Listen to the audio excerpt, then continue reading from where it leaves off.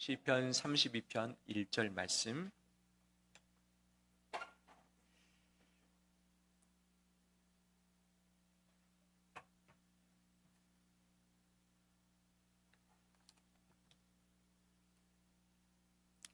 (1절에서) 7절까지 교독하겠습니다. 허물의 사함을 받고 자신의 죄가 가려진 자는 복이 있도다.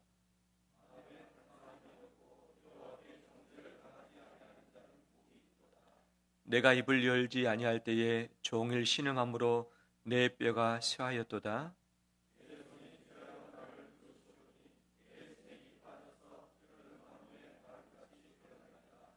내가 이르기를 내 허물을 여호와께 자복하리라 하고 주께 내 죄를 아뢰고 내 죄악을 숨기지 아니하였더니 곧 주께서 내 죄악을 사하셨나이다.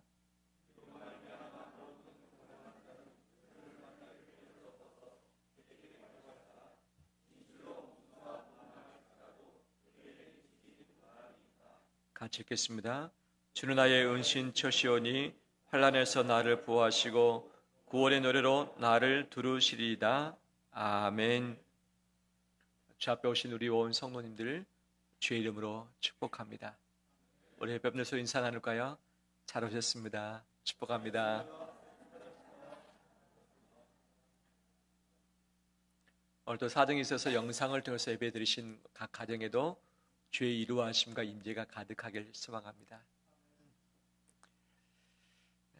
우리 모두는 복 받기를 원하는 마음이 참 많이 있습니다. 기복주의 신앙, 이것을 탈피하기 위해서 복을 구하지 아니하려고도 하는 시도도 있지만 복을 얻지 못하고서는 살 수 없는 존재가 우리의 자신들인 것이죠. 우리 유교에서도 오복을 이야기하고 있고 또 오복과 관련된 여러 가지 상품 또는 상점 이름들이 분명 있죠. 오복이 무엇인가? 수, 부, 강령, 유효덕, 고종명이라고 이야기를 합니다. 수, 오래 사는 것, 장수하는 것이 복이다. 조선시대 때만 해도 50세 이상을 넘기지 못했습니다. 평균 나이가. 그래서 환갑이 되면 큰 잔치를 치렀던 것이죠. 아이가 태어나자마자 죽을 수 있는 확률이 많기 때문에 1년 돌이 돼야지 돌잔치를 해주었던 것이죠. 왜? 돌을 넘기기가 쉽지 않을 수 있기 때문에. 하지만 오늘날은 돌잔치나 또는 환갑잔치가 큰 의미로서 다가오기는 좀 어려운 시대이지 않습니까? 왜? 모두가 다 그렇게 사니까. 하지만 예전에는 오래 사는 장수가 첫 번째 복이었던 것이죠. 두 번째는 부의 복이죠. 오래 산들 찌들고 가난하면 얼마나 힘들겠습니까? 내가 좀 마음먹은 대로 손도 베풀고 내 가족들도 좀 챙기고 그 다음에 아쉬운 소리 하지 않을 수 있을 정도 사는 것 자체가 부의 복인데 이 귀한 부의 복이 우리 가운데 가득가득했으면 좋겠습니다. 할렐루야. 우리 선을 통해서 우리 교회의 손길을 통해서 이 시대의 어려운 이들이 얼마나 많이 있고 선교의 손길에 도움이 필요한 곳이 얼마나 많이 있습니까? 이런 귀한 이 부의 역사가 흘러가서 가는 곳곳마다 그리스도의 사랑의 향기가 가득 넘쳐나길 소망합니다. 세 번째, 강령의 복이죠. 오래 살고 그 다음에 돈이 좀 있다 할지라도 몸에 건강이 없으면 이 모든 것 소용없는 것 아니겠어요? 오래 살면서 돈도 좀 있고 건강해야지 귀한 것 아니겠어요? 오늘날 우리 한국 사회에서는 첫 번째 복이 무엇인가? 건강의 복이라고 많이들 이야기를 하고 있죠. 건강하는 우리 되길 간절히 소망합니다. 하지만 여기저기 몸이 연약해서 병원에 입원해 계시든지 아니면 치료받고 계시는 분들, 또 여러 가지 나이가 먹어감에 따라서 노쇠하고 몸의 순환기가 잘 말듣지 않아서 정말 내 몸 때문에 마음에 힘들어하는 분들도 있는데 하나님의 치료하심과 이루하심이 가득하길 소망합니다. 네 번째, 유효덕입니다. 덕을 좋아해서 행한다. 즉 덕을 세우기 위해서 선행을 행하는 것 자체가 복이다라고 이야기하고 있죠. 첫 번째, 두 번째, 세 번째는 나에 대한 복인데 세 번째는 너에 대한 복이죠. 나로 말미암아 너가 더 잘 되는 것, 이것을 유교에서는 복으로 이야기를 하고 있죠. 참으로 좀 고차원적인 복 아니겠습니까? 나만 잘 될 뿐만 아니라 바로 내가 너를 잘 섬겨서 덕을 끼쳐서 너도 잘 살아내는 것, 이 복이 바로 네 번째 복이라 할 수 있겠죠. 다섯 번째는 이 고종명이죠. 하늘의 뜻을 다해서 수명을 다하고 이 세상 떠나는 것, 즉 하늘의 부르심의 뜻 가운데까지 사는 것. 갑자기 아파서 죽거나 갑자기 사건 사고 때문에 이 세상을 떠나는 것이 아니라 모든 것을 다 이루고 나서 행복한 남부럽지 않는 죽음을 맞이하는 것이죠. 죽음에는 여러 종류가 있지만 만족할 수 있는 죽음이 있는가 하면 아쉬운 죽음, 만족지 못하는 죽음, 그 사람 누군가 돌아가셨는데 모두가 다 섭섭한 것은 참 귀한 죽음 아니겠습니까? 하지만 모두가 다 시원코 잘 됐다라고 하면서 그 사람 없어지니까 너무 좋다라고 한다면 그 죽음 자체가 바로 헛된 죽음 아니겠습니까? 마지막 좋은 죽음이 마지막 다섯 번째 복이라고 이야기를 하고 있죠. 그런데 시대가 바뀌었습니다. 우리 한국 사람들은 어떤 복을 추구하는가? 제가 한번 추려봤습니다. 다른 종교, 이 시대가 추구하는 것이 무엇인가? 아까도 말씀드렸듯이 첫 번째는 건강의 복이죠. 두 번째는 행복입니다. 행복. 내가 조금 덜 가졌다 할지라도 행복했으면 좋겠다. 내가 좀 마음이 평안했으면 좋겠습니다. 즐거웠으면 좋겠다. 쫓기지 않았으면 좋겠다. 여유 있었으면 좋겠다라고 하는 이 행복의 복. 세 번째는 무엇인가? 성공의 복이죠. 부의 복이죠. 좀 재산도 좀 있고 내가 좀 뜻을 이루어서 내가 원했던 소원을 성취해 보는 것. 내가 원했던 그 직장에서 내가 원했던 자리에 올라가 보는 것. 바로 이것이 성공의 복인데 이것도 우리가 원하는, 추구하는 복 중에 하나인 것이죠. 네 번째는 자녀의 복을 이야기를 하고 있습니다. 또는 가족의 복이죠. 나뿐만 아니라 자식들이 잘 되었으면 좋겠다. 자식들이 잘 결혼했으면 좋겠고 자식들이 아이를 잘 낳았으면 좋겠고 자식들이 좋은 직장에서 돈을 좀 넉넉히 벌어서 남부럽지 않게 살아갔으면 좋겠다. 쪼들리지 않았으면 좋겠다. 내 인생 따라오지 않았으면 좋겠다라고 하는 것들이 바로 우리가 바라는 복 중에 하나인 것이죠. 마지막 하나를 선택을 한다면 명예의 복을 선택할 수 있을 것 같습니다. 즉 남에게 인정받는 것. 저 사람 참 좋은 사람이다. 덕망 있는 사람이다라고 칭찬받을 수 있는 사람, 존경받을 수 있는 사람. 오늘날 우리 자녀들, 어린아이, 청소년들이 원하는 직업군이 무엇인가? 너 장래 희망이 무엇이냐라고 묻는다면 주로 무엇을 말합니까? 그렇죠. 예전에는 대통령, 장관 또는 부자 이런 것들을 원했잖아요. 즉 소유가 많아지고 권세가 많아지는 걸 선호했는데 요즘에는 소유 권세보다는 내가 주목받는 것을 원하죠. 그래서 내가 만든 영상, 내가 글을 썼던 SNS상의 어떤 흔적들이 클릭수가 많아지고 좋아요를 많이 얻는, 별을 많이 얻는 이것을 많이 좋아해요. 얼마나 많이 돈을 버느냐 적게 버느냐 관계없이 내가 얼마나 주목받고 내 이름이 인정받느냐, 인기가 있느냐. 어떻게 보면 우리 나이 드신 분의 단어로 표현한다면 명예 아니겠습니까? 명예. 그래서 내 이름값을 하는 것, 유명해지는 것, 이것을 복으로 생각을 하는 것이죠. 이 유교에서 말하는 오복, 오늘날 우리 한국 사회에서 추구하는 이 복들이 있는데 이 복들이 다 고스란히 성경 안에도 있습니다. 하나님께서 예비하신 복들인 것이죠.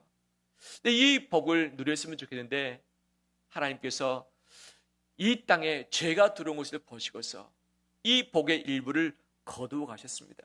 천지를 창조하시고 아담과 하와를 만드시고 나서 그들에게 복을 주시어 이르시되 생육하고 번성하는 하나님의 첫 번째 사람에게 주셨던 것이 복이라는 단어인 거죠. 복 주시길 원하셨고 또 복을 주시사 안식 자체를 복되게 하신 것이죠.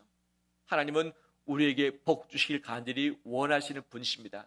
왜? 하나님 자체가 복의 근원 되시기 때문인 것이죠. 그런데 죄가 이 모든 것을 차단해버리고 말았습니다. 복이 통을 통해서 내게 흘러와야 되는데 이것이 죄가 이걸 차단해버려서 하나님의 복이 몽땅 오지 못하고 일부만 찔끔 오게 되는 것이죠. 이것을 일반 은총이라고 하는 거죠. 내가 태어나는 것, 내가 산소를 마시면서 숨을 쉬어 나가는 것, 내가 이 자연 만물을 보면서 자연의 아름다움을 바라볼 수 있게 되는 것, 홀로 있지 않고 가족을 주신 것, 분명히 죄로 말미암아 벌을 받았지만 바로 죽지 않고 그래도 100년, 200년 살다가 갈 수 있도록 허락하시고 또 생육하고 번성할 수 있도록 해주시고 또 나라와 국가와 이 교회를 허락하신 것이 하나님의 모든 일반 은총 가운데 다 포함된 것 아니겠습니까? 그렇지만 이 모든 복이 내게 부족하기도 하지만 정말 세상에 줄 수 없는 복, 세상이 내게 허락할 수 없는 복, 이것을 하나님께서 우리에게 허락하고 계시다는 사실이죠. 내가 예수면, 내가 노력하면, 너가 또 나에게 잘 해주면, 또 운이 좋으면 오복을 누리기도 하고 우리 한국 사회에서 추구하는 복을 누리기도 합니다. 하지만 하나님이 허락지 아니하시면 누릴 수 없는 것이 있죠. 또 이 수많은 복을 다 모아가지고 이것을 지향하면 이 모든 것이 복을 다 완수했다, 완벽하게 함축했다라고 할 수 있죠. 그것이 무엇인가? 두 가지입니다. 오늘 본문의 1절, 2절 말씀 볼까요? 허물의 사함을 받고 자신의 죄가 가려진 자는 무엇이 있도다? 복이 있도다. 2절 같이 읽겠습니다. 마음에 간사함이 없고 여호와께 정죄를 당하지 아니하는 자는 복이 있도다. 아멘. 복을 이야기하면서 건강의 복, 목숨의 복, 장수의 복, 그 다음에 덕의 복, 그 다음에 행복, 건강, 이 모든 자녀가 잘 되는 것에 대한 복을 말하고 있지 않죠. 무엇과 관련된 복입니까? 죄와 관련된 복인 것이죠. 죄와 관련된 복. 왜 여름이기 때문에 비도 오지만 또 무덥기도 하고 땀도 많이 흘립니다. 땀을 많이 흘려가지고 몸이 찜찜하고 그 다음에 냄새도 나고 막 그런데 씻지 못하고 그 상태에서 자라고 한다면 어떻겠습니까? 군대 훈련 받을 때 훈련 중에 하나가 뭐냐면 씻지 마는 훈련들. 밖에 훈련 나가면 씻을 곳이 없는 것이죠. 야외에서 이제 행군도 하고 훈련도 받으면서 그냥 그 안에서 잠을 자는 것 아니겠어요? 제대로 씻지 못하고 정말 견뎌내야 되는 것들이 훈련일 텐데 오늘날 우리가 씻지 못하고 잔다면 얼마나 힘들겠습니까? 이 몸에 더러워진 것을 씻어내야지만 좀 더 쾌적하게 잘 수 있는데 이 몸에 지저분한 것뿐이겠습니까? 내 마음으로 내 행동으로 지은 그 모든 죄가 해결되지 않고 그대로 남아있다면 얼마나 우리가 피곤하고 마음에 죄책감이 들고 당당치 못하고 떳떳지 못할 것 아니겠습니까? 죄가 무엇인가? 오늘 본문에 히브리 원어로 몇 가지를 소개를 하고 있기도 하죠. 하타스, 아원, 페사라는 단어인데 의미는 뭐냐? 행동으로 하나님을 거역하는 것, 하나님이 명령하신 것을 행하지 아니한 것, 관역을 벗어나는 것, 주께서 말씀하신 길의 원리가 있는데 그 길대로 행하지 않는 모든 것이 죄다. 하나님부터 멀어진 것도 죄고 하나님과 단절된 것도 죄고 하나님을 찾지 않는 것도 죄고 기도하지 않는 것도 죄고 하나님을 섬기지 않는 것도 죄고 우상을 섬기는 것도 죄고 내가 거짓말을 통해서 내가 정직하지 못하고 남을 속이는 것도 죄고 남의 물건을 내가 훔치는 것도 죄고 남을 사기치는 것도 죄고 남의 어려움을 보고서도 못 본 채 하는 것도 죄고 정말 어려운 소외되고 가난하고 압박된 자를 풀어주고 자유케 해주고 그들의 먹을 것을 챙겨주고 헐벗었을 때 입혀주지 않는 것도 죄라고 이야기를 하고 있는 것이요. 하나님을 섬기지 않는 것도 바로 모든 것이 죄고 이웃을 제대로 사랑하지 않는 것도 죄라고 하고 있는데 이것을 두고 본다면 죄 짓지 않고 살 수 있는 사람이 누가 있겠는가? 아무도 없는 것이 조금 더 착할 뿐이지 죄인이 아닌 사람은 없다. 불교에서나 다른 종교에서는 그 죄의 문제를 풀기 위해서 어떻게 할 것인가? 해탈의 경지에 이르라. 너 자신이 모든 것을 내려놓아라.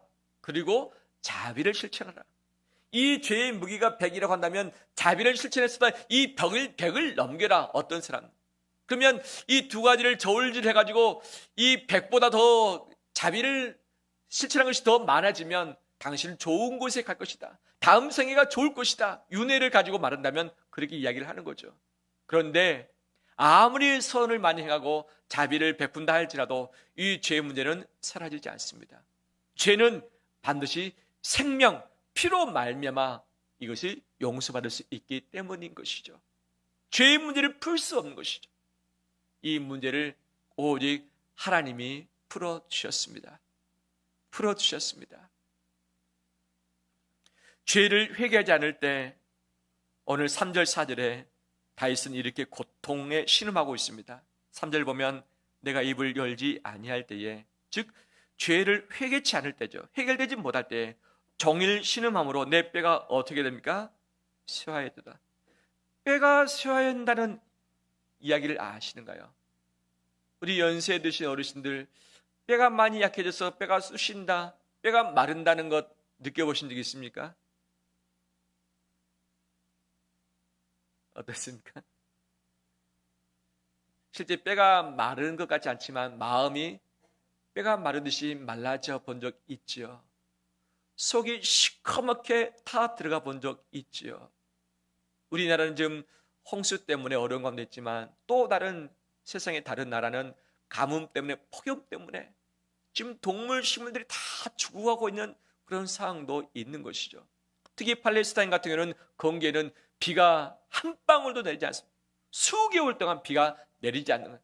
밖에 나가면 아예 타져서, 더워서 죽는 것이 아니라 너무 뜨거워서 탈 수밖에 없는 그런 상황.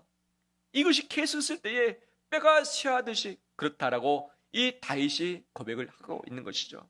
4절에서도 주의 손이 쥐하로 나를 누르시오니 내 지력이 빠져서 여름 가뭄에 마른같이 되었다. 이 수건에 물을 죽이면 우리 수분을 머금고 있지. 하지만 꽉 짜면 수건에 물기가 적어지지 않습니까? 그런데 수건을 짜도 물기가 나오지 않는 것, 마른 수건 아무리 짜도 물기가 없습니다. 하나님이 나를 짓누르시오니, 즉 모든 이 마른 수건에 다 짜서 도저히 진액이 나올 수 없는 상황이 되어버린 것이 바로 죄의 문제가 해결되지 않았을 때 다윗의 마음이라고 이야기를 하고 있는 것이죠. 이처럼 내 죄의 문제를 해결 찾고 용서받지 못했을 때는 자신감도 없어집니다. 조급해집니다. 염려가 많아집니다. 눈치 보게 됩니다. 떳떳지 못하게 됩니다. 자유함을 누리지 못하게 됩니다. 당당치 못하게 됩니다. 죄책감 가운데 시달리게 됩니다. 영적으로 침체됩니다. 파폐해집니다. 관계가 단절되어집니다. 생기가 사라집니다. 확신이 없어집니다. 제2, 제3의 거짓과 죄가 범람하게 되어집니다. 무너집니다. 방황하게 됩니다. 무디어집니다. 사탄의 노리기가 되어갑니다. 죄의 종이 됩니다. 하나님의 임재의 능력을 경험할 수 없고 거룩함을 누릴 수 없는 것이죠. 성령의 은사 역사를 맛볼 수 없고 임마누엘의 하나님을 경험할 수도 없는 것이죠. 이 죄의 문제가 내게 엄습하고 해결되지 않았을 때 수많은 영적인, 심적인, 육체적인 관계의 질병들이 우리 가운데 쏟아져서 죽을 수밖에 없는 것이 바로 죄의 결과의 상태라고 이야기를 하고 있는 것이죠. 이 죄가 그대로 방치될 때에 우리는 결국 하나님의 진노 가운데 놓이게 될 것이고 심판받게 될 것입니다. 그 심판의 첫 번째는 죽음일 것이고 두 번째 심판은 영벌, 지옥이라고 이야기를 하고 있습니다. 죄의 문제를 해결하지 않는 이 모든 사람이 영벌을 받게 될 것이고 영원한 심판을 받게 될 것이라고 분명 하나님께서 경고를 하셨습니다. 그 어떤 복보다도, 즉 내가 더 많아지고 더 높아지고 더 빨라지고 더 잘되어지는 복이 아니라 내 문제, 죄의 문제, 죄책감의 문제, 정죄의 문제, 허물의 문제, 이 문제를 풀어내는 것이 하나님만이 허락하실 수 있는 복인 줄 믿습니다. 이 복 가지셨습니까? 이 복 받으셨습니까? 우리는 예? 예, 따로 만나겠습니다.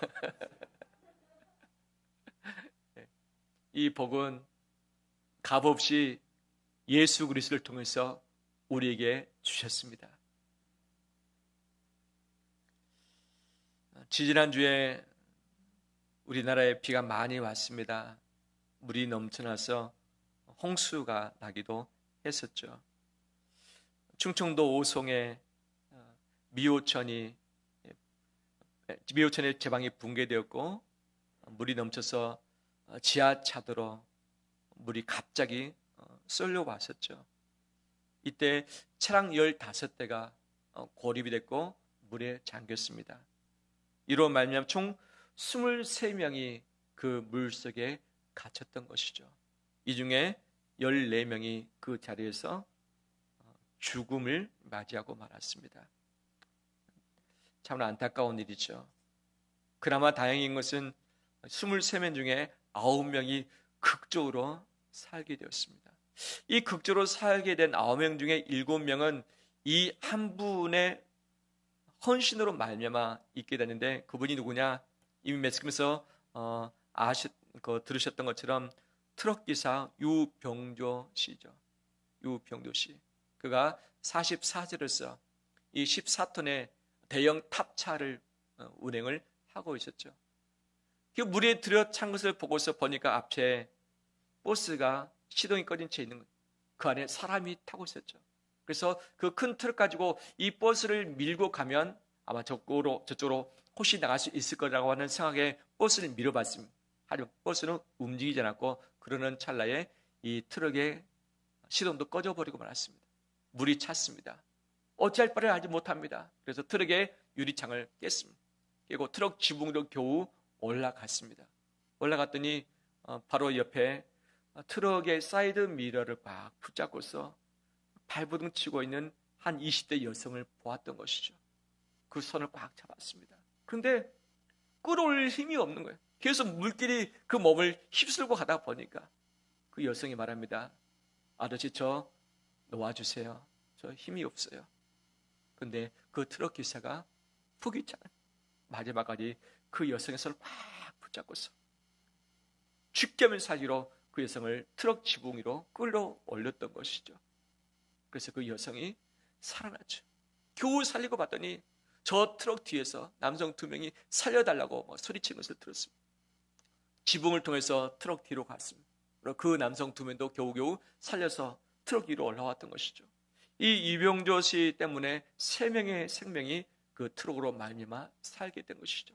그러고 났더니 이 트럭에 물이 더 오르는 거예요. 가만히 있으면 또 견디지 못할 것 같아서 트럭 이쪽 근처에 있는 난간, 좀 높은 곳의 난간을 이제 붙잡기 시작을 했던 것이죠. 난간 붙잡다가 살렸던 정영석 씨가 공무원인데 이 고립돼서 죽을 수밖에 없는 그 남자 2명, 여자 1명을 또 건졌던 것이죠. 그래서 모두가 7명이 이 유병조 씨로 인해서 살게 되는 이런 기적이 분명 그 안에서 있었습니다. 홍수로 말미암아 사망의 기쁜 골짜기 가운데 있었지만 그 안에서 한 분의 헌신으로 인해서 생명을 바로 살리게 된 기적이 그 안에서 위로로 우리 가운데 들려주고 있습니다. 할렐루야. 각계각층에서 그분의 의인된 삶을 참으로 칭찬을 많이 했던 것이죠. 그래서 그 회사에서도 이 포상금을 주었고, 화물연합회에서도 그에게 포상금을 주었습니다.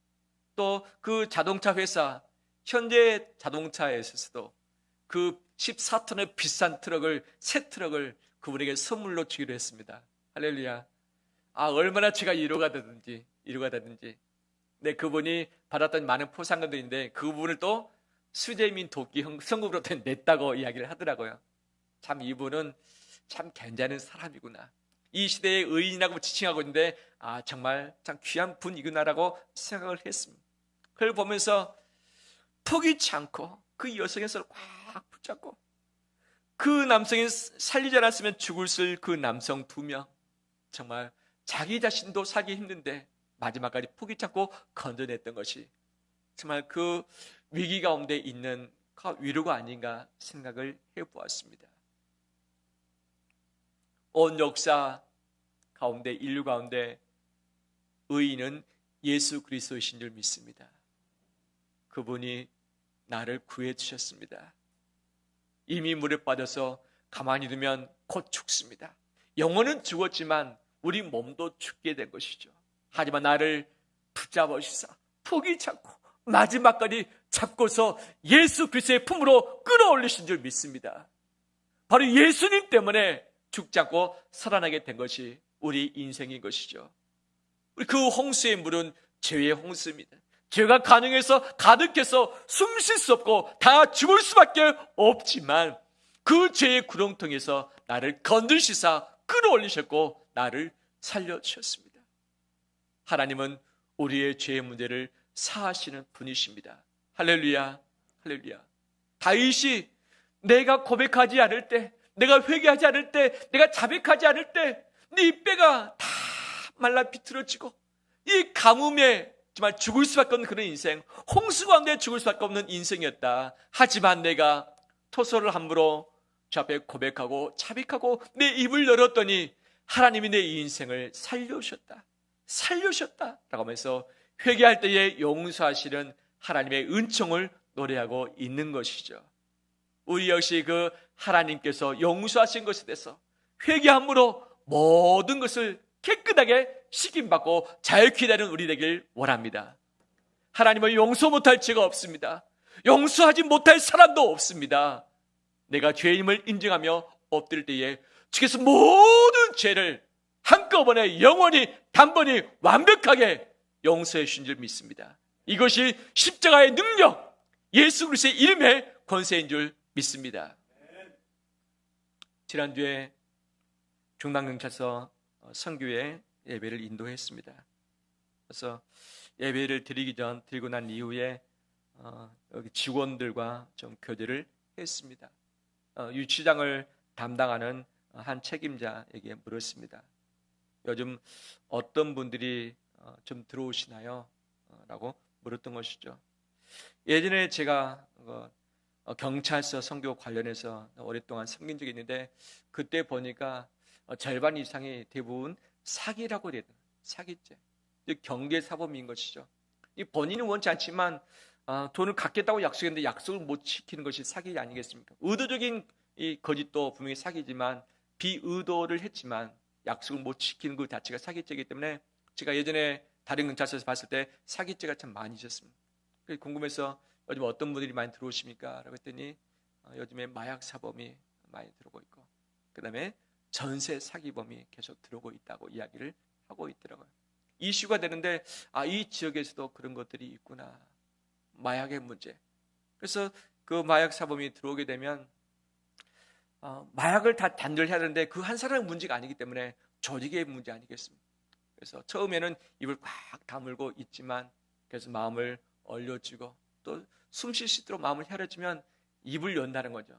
나뿐만 아니라 주변에 누가 이것에 있고 나에게 누가 공급을 해줬는지 그래서 그것을 확인하고서 계속해서 잡아내서 마약을 단절할 수 있도록 하는 일들을 하고 있다.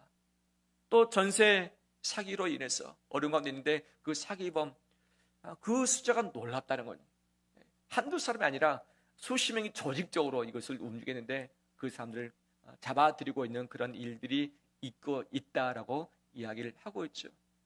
봤을 때 그러면 잡혀 들어온 사람이 제가 잘못했습니다. 제가 다시는 마약하지 않을게요. 제가 다시는 전세 사기 치지 않을게요. 라고 하면 이 유치장에서 바로 풀어줍니까? 풀어줍니까? 안 풀어줍니까? 안 들어가 봐서 모르신가요? 이 죄가 아니라고 판명되면 풀어준 것 아니겠어요? 하지만 죄의 증것이 확실하다면 유치장에서 어디로 넘깁니까? 그 다음 검찰로 넘기든지 아니면 구치소로 넘기든지 재판에 넘겨지는 것 아니겠어요? 내가 잘못했습니다고 말하면 풀어주는 세상이 아닙니다. 지었던 죄에 대해서는 벌을 받아야 되고 남에게 손해를 끼쳤으면 그 손해 끼친 것을 갚아야지만 합의가 되어지고 이 감형 되는 것 아니겠습니까? 말로서 때우는 것 있을 수 없는 일이죠. 그런데 우리의 용서는 말로서 가능하다는 사실입니다. 하나님께 죄를 지었습니다. 회개합니다. 자백합니다. 제가 주님께 돌이킵니다. 겸손히 엎드려서 우리가 고백할 때에 하나님은 조건 없이 우리 모든 죄를 용서해 주신 줄 믿습니다. 용서해 주신 줄 믿습니다. 죄는 말로서 해결할 수 없는 것이죠. 반드시 죄에 대한 대가 지불을 해야지만 죄로부터 풀려나는 것 아니겠어요? 우리가 지었던 모든 죄에 대한 대가 지불을 예수님께서 십자가에서 단번에 영원히 완벽하게 해결하신 줄 믿습니다. 그렇기 때문에 그분의 대가 지불로 말미암아 우리는 죄인임을 시인하면서 고백만 하면 자백만 하면 모든 죄가 하나님 아버지 앞에서 용서받은 줄 믿습니다. 용서받은 줄 믿습니다. 이것이 예수 그리스도의 희생으로 말미암는 하나님의 죄사함의 은혜인 줄 믿습니다. 하나님은 우리 모든 죄를 그렇게 용서하고 계시고 죄에서 풀려서 자유케 되길 원하시고 하나님이 허락하신 수많은 복을 받아 누리길 간절히 원하시는 복인 줄 믿습니다. 오래 사는 장수의 복, 부귀의 복, 강릉의 복, 덕의 복, 거동명의 복, 이 모두 다 모아서 한 단어로 완성하라고 한다면 그것이 무엇일까? 그것은 영생의 복일 것입니다. 영생, 죽지 아니하고 영원히 강건함으로 온전함으로 영화롭게 살아가는 것이죠. 이 목숨의 복, 장수의 복이 필요 없게 되어진 것이고 강릉의 복이 필요 없게 된 것이고 천국의 부귀를 누리기 때문에 부귀의 이 복이 필요 없게 된 것이고 덕을 세우는 것, 고정명, 죽음을 전제한 것 아니겠습니까?